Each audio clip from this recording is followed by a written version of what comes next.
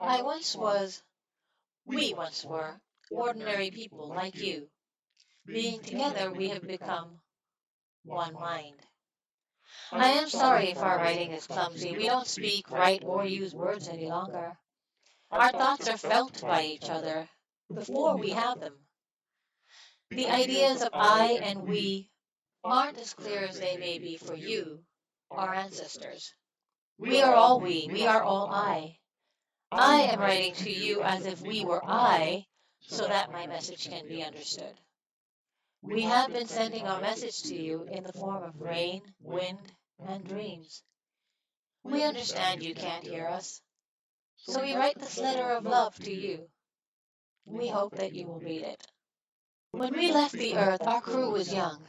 We were sent in the wild hope of finding another hospitable world. The Earth's climate spiraled into instability. The polar ice caps melted to unrecoverable levels, making the oceans pour onto the coasts, crushing cities, engulfing countless lives. There were hurricanes and storms. The skies had become hellfire. I volunteered. What was left for me?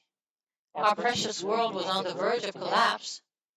I never felt that I belonged anyway. I vaguely recall the person who I was, a young scientist and a restless seeker. I was a loner, awkward, incapable of having relationships. I was more content in the computer lab than in the company of people. I had hoped to escape the Earth, to go as far away from humanity as possible. I didn't realize I'd be heading smack into the center of humanity itself.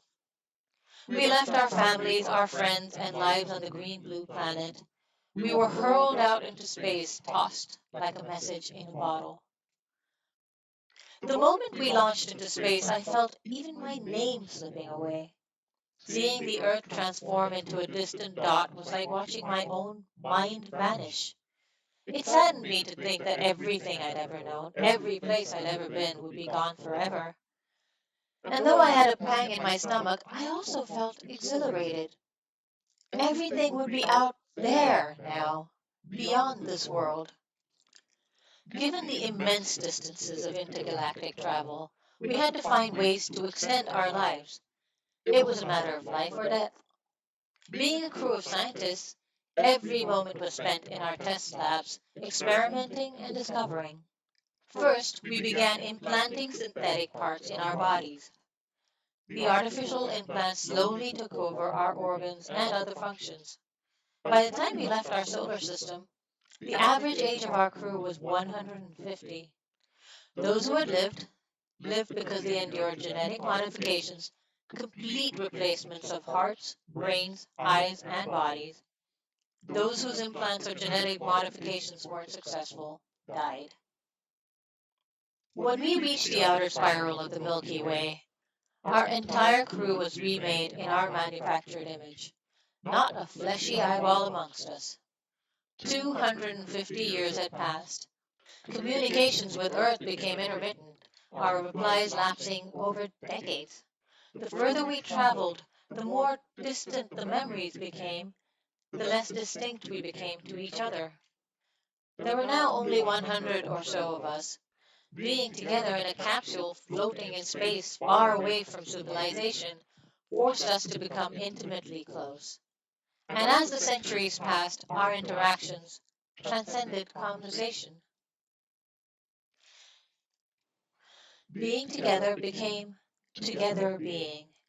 I remember being at a music concert or a sports event when I was on Earth. Everyone connected in a single emotion, the roar of many like one. This is like together being.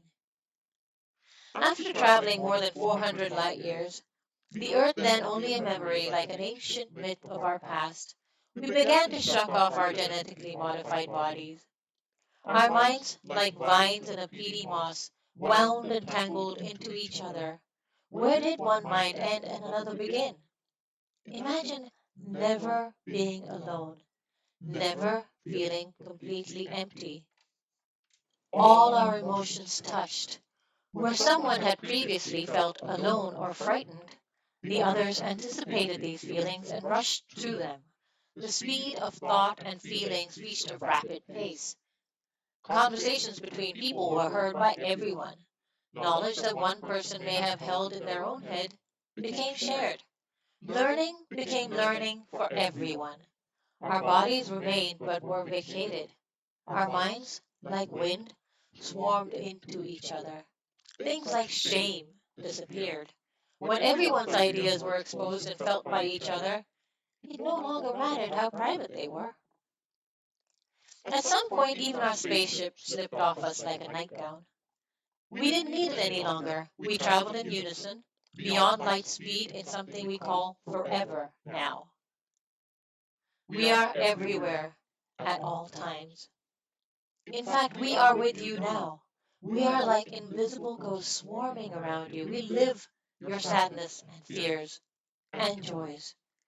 We are whispering to you, hoping someday you'll hear us. We want to take you into our bosom.